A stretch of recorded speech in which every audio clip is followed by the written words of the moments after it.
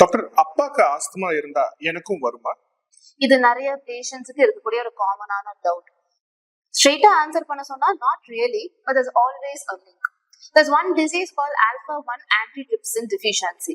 இந்த disease non-smokersக்கு வரும், but it is completely hereditary. Of course, it is a rare disease. Family ஹிஸ்டரியில யாருக்காச்சும் asthma ஒரு அலர்ஜி இருந்துச்சுன்னா அந்த கிட்ஸுக்கும் வரதுக்கான வாய்ப்பு கூறுகள் 25 to 50% இருக்கும். பட் அதை ட்ரிகர் பண்றதுக்கு எய்தர் என்விரான்மெண்டல் பொல்யூஷன், டஸ்ட் இல்ல போலன் அந்த மாதிரி ஏதாவது ரீசன்ஸா இருக்கும். இந்த மாதிரி ட்ரிகர்ஸ் தான் உங்க ஜெனடிக் லாக்கை ஓபன் பண்ணும். இப்ப சிஓபிடின்னு எடுத்துக்கிட்டா அது யூஸ்வலா ஸ்மோக்கர்ஸ்க்கு வரக்கூடியது, அதுக்கும் ஜெனடிக்ஸ்க்கும் சம்மந்தமே கிடையாது. அதே மாதிரி டிபி, டியூபர்குலோசிஸ் அதை எடுத்துக்கிட்டா அது ஒரு இன்ஃபெக்ஷன், அதுக்கும் ஹெரிடிட்டரிக்கும் சம்மந்தமே கிடையாது. சோ உங்க ஃபேமிலியில யாருக்காச்சும் ஆஸ்மா அந்த மாதிரி லங் டிசீஸ் இருக்குது அப்படின்னா நீங்க ஒரு சில ப்ரிகாஷன்ஸ் எடுத்துக்கிட்டாலே போதுமானது.